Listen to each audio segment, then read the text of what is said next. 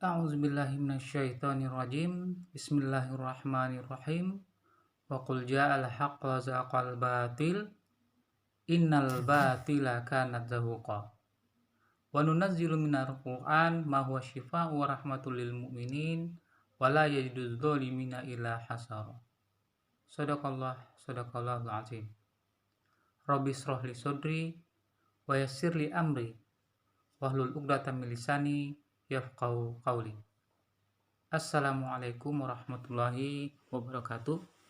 Pemirsa Sahabat TV di mana saja berada, jumpa lagi bersama saya, Laude, dalam acara mengupas tuntas kebodohan dan kegagalan paham. Pada kesempatan malam hari ini, ya pemirsa, malam hari yang berbahagia ini, kita akan kembali untuk melihat pernyataan yang sedang viral dari Menteri Agama yang baru, yang tidak memahami Alkitab. Menteri Agama ini tidak memahami ilmu kristologi, tetapi mengutip ayat-ayat Alkitab. Menarik, ketika kita melihat beliau ini mengutip ayat-ayat Alkitab, kita tentu memahami bahwa beliau ini hendak menarik simpati dari minoritas, ya.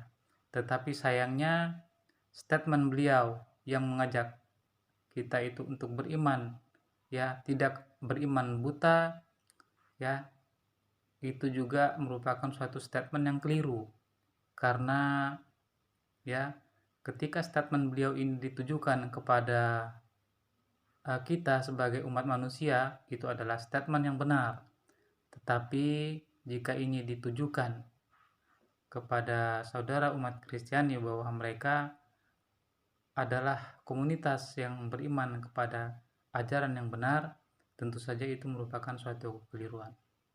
Ya, jadi Bapak Menteri Agama ini tidak memahami, ya, bagaimana ajaran dari umat Paulus itu sebenarnya, ya, sehingga statement beliau ini terkesan terburu-buru dan keliru. Sebelumnya marilah kita mendengar dulu, ya pemirsa, statement dari beliau, lalu kemudian kita memberikan klarifikasi terhadap statement beliau yang terkesan terburu-buru ini, pemirsa. Langsung saja simak pada tayangan berikut ini. Jelasnya kita simak pernyataan Bapak Menteri dalam tayangan berikut ini. Dokumen yang saya punya, dan saya akan menyampaikan kepada Bapak Ibu sekalian. Jika tidak tepat, saya mohon maaf karena keterbatasan pengetahuan saya. Tapi menurut saya isinya ini sangat menarik dan ini merupakan ajaran universal bagi seluruh umat beragama. Saya mengutip dari Matius 22:37-40. Saya catat tadi, kasihilah Tuhanmu dengan segenap hatimu dan dengan segenap akal budimu. Inilah hukum yang pertama dan paling utama. Dan hukum yang kedua, yang sama dengan itu ialah, kasihilah sesama manusia seperti dirimu sendiri. Pada kedua hukum ini tergantung semua hukum dan kitab para nabi. Ini kalimat atau ayat dari kitab suci. Baik, menarik ya pemirsa, ketika beliau mengutip dari ayat dari Injil Matius tersebut, itu adalah ajaran yang benar sesuai dengan pesan Yesus. Kita bisa juga melihat referensinya terdapat di dalam Injil Markus pasal ke-12 ayat ke-29 sampai dengan 32, kemudian Matius pasal 4 ayat 8 sampai dengan 10, kemudian Lukas pasal 4 ayat 10, ya. Bahwa apa yang dikatakan oleh Yesus itu tentu saja beliau meneruskan juga apa yang diajarkan oleh Musa 1300 tahun sebelumnya. Kita bisa melihat di dalam kitab Ulangan pasal 6 ayat 4 dan 4:35. Kemudian kita bisa lihat 700 tahun sebelum Yesus, yaitu di dalam kitab Yesaya, dan juga di dalam kitab-kitab para nabi yang lain, bahwa Tuhan kita, yaitu Allah atau Jehovah, adalah merupakan satu-satunya Tuhan yang tidak ada sekutu baginya, baik di langit maupun di kolong langit ataupun di bumi ini, tidak ada sekutu baginya. Ya, tetapi Bapak Menteri ini sepertinya perlu kita didik kembali untuk belajar tentang ilmu perbandingan agama agar statement beliau ini ya lebih jelas lagi. yaitu bahwa beliau ini, Bapak Menteri Agama ini harus konsisten memahami bahwa Islam adalah satu-satunya kebenaran itu sendiri. Karena Islam adalah penerus dari risalah kenabian Yesus Al-Masih. Ya. Jadi sementara ini kita bisa melihat bahwa apa yang dikutip oleh Bapak Menteri ini adalah benar ya, dan kita setuju dengan itu, pemirsa. Sekarang mari kita lihat ya statement berikutnya.